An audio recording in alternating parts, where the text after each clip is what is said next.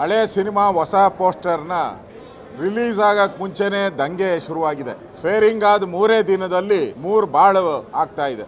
ರಾಮಲಿಂಗಾರೆಡ್ಡಿ ಅವರಿಗೆ D K Shivakumar ಮಾತು ಕೊಟ್ಟಿದ್ರು, ಬೆಂಗಳೂರು ಇನ್ಚಾರ್ಜ್ ಕೊಡ್ತೀನಿ, ಅರ್ಬನ್ ಡೆವಲಪ್ಮೆಂಟ್ ಮಿನಿಸ್ಟ್ರಿ ಕೊಡ್ತೀನಿ ಅಂತ.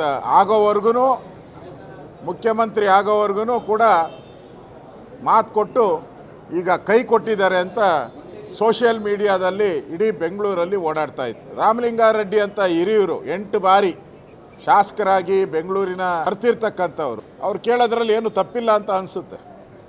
ಆದರೆ ಡಿ ಕೆ ಶಿವಕುಮಾರ್ ಈ ಥರ ಮಾತು ಕೊಟ್ಟು ಮೋಸ ಮಾಡೋ ಅಂಥ ಪದ್ಧತಿ ಇದೆಯಲ್ಲ, ಅದು ಸರಿ ಇಲ್ಲ. ಸ್ವೇರಿಂಗ್ ಆದ 3 ದಿನಕ್ಕೆ ಈ ಥರ ಕೊಟ್ಟ ಮಾತನ್ನು ತಪ್ಪೋ ಅಂಥ ಚಾಳಿ ಡಿ ಕೆ ಶಿವಕುಮಾರ್ ಪ್ರಾರಂಭ ಮಾಡಿದ್ದಾರೆ. ಇನ್ನೆಷ್ಟು ಜನಕ್ಕೆ ಏನೇನು ಮಾತು ಕೊಟ್ಟಿದ್ದಾರೋ. ಸಭೆಯಲ್ಲಿ ವಿರೋಧ ಪಕ್ಷಗಳಿಗೆ ಉತ್ತರ ಕೊಡೋಕ್ಕೆ ಯಾರು ಗತಿ ಇಲ್ಲ, ಆ ಸ್ಥಿತಿ ಇರುವಂಥ ಮಂತ್ರಿಮಂಡಲ ಇವತ್ತು.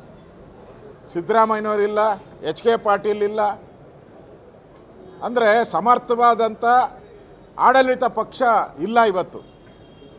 ಸಮರ್ಥವಾದಂಥ ಡಿಬೇಟ್ ಮಾಡುವಂಥ ಆಡಳಿತ ಪಕ್ಷ ಕಾಂಗ್ರೆಸ್ಸಲ್ಲಿ ವಿಧಾನಸಭೆಯಲ್ಲಿ ಕಳ್ಕೊಂಬಿಟ್ಟಿದೆ. ಇವತ್ತು ಕಾಂಗ್ರೆಸ್ ಒಡೆದ ಮನೆ ಆಗಿರೋದು, ಸರ್ಕಾರ ಬಿದ್ದೋಗ್ತೈತೆ.